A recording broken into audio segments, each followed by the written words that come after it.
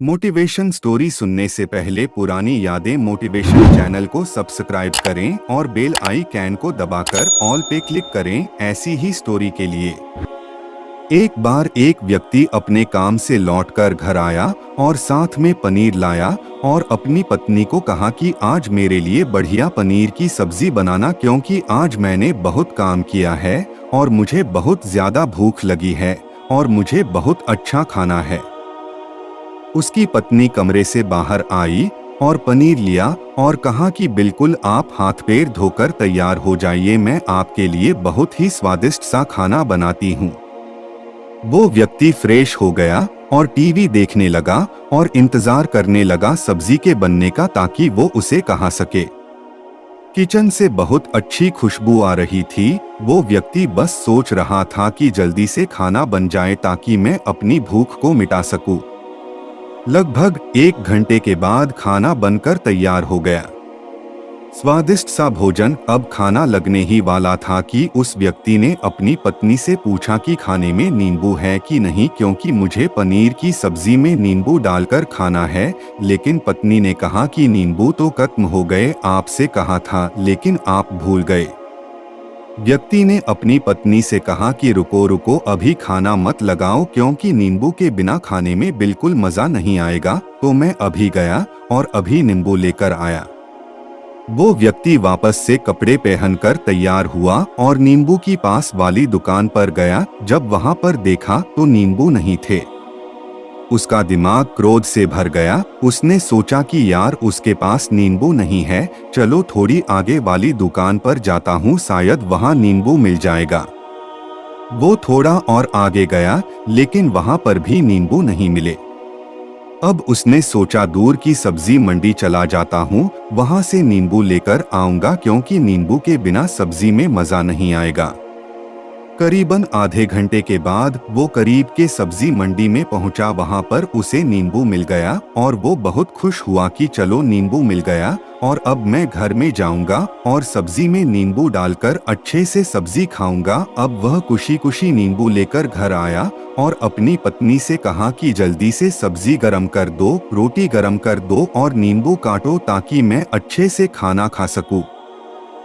अब थाली लगाई गई, सब्जी परोसी गई और नींबू रखी गई। उसकी पत्नी सामने ही बैठी थी और वो व्यक्ति थोड़ी देर के लिए कुछ सोच में पड़ गया। उसके बाद उसने नींबू की प्लेट उठाई और दरवाजे से बाहर की ओर फेंक दी और जोर जोर से चिल्लाने लगा, मैं जीत गया, मैं जीत गया।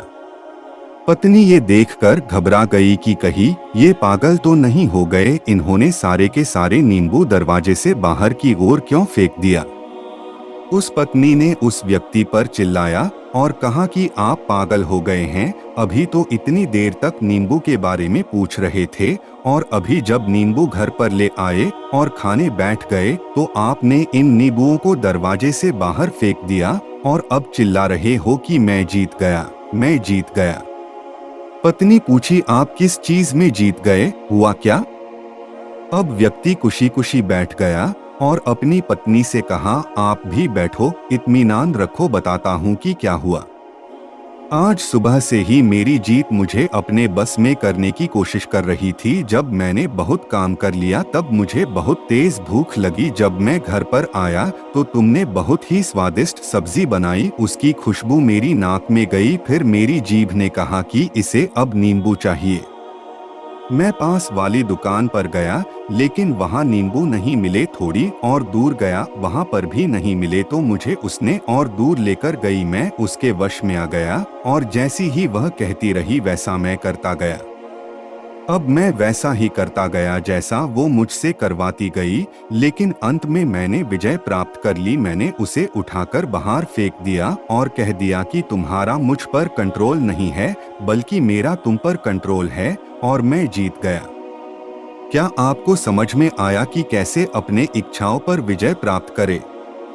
कई बार लोगों को शराब पीने की आदत लग जाती है और उस चक्कर में वो भटकते रहते हैं। यदि एक जगह नहीं मिलती तो दूसरी जगह जाते हैं, दूसरी जगह नहीं मिलती तो तीसरी जगह जाते हैं। और अक्सर युवाओं के साथ ऐसा जरूर होता है कि वो शराब पीने के लिए बैठते हैं, सारी शराब खत्म हो जाती है।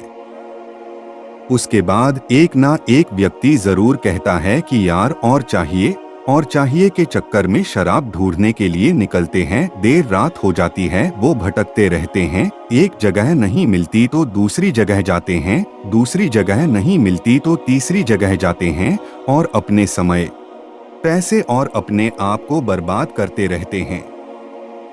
यदि आपने अपनी इंद्रियों पर विजय प्राप्त नहीं किया तो आप भी नींबू की खोज में सिर्फ भटकते ही रहेंगे और हमेशा परेशान रहेंगे। इसीलिए अपनी इंद्रियों पर काबू पाइए और अपनी जीवन को खुशी खुशी बिताइए।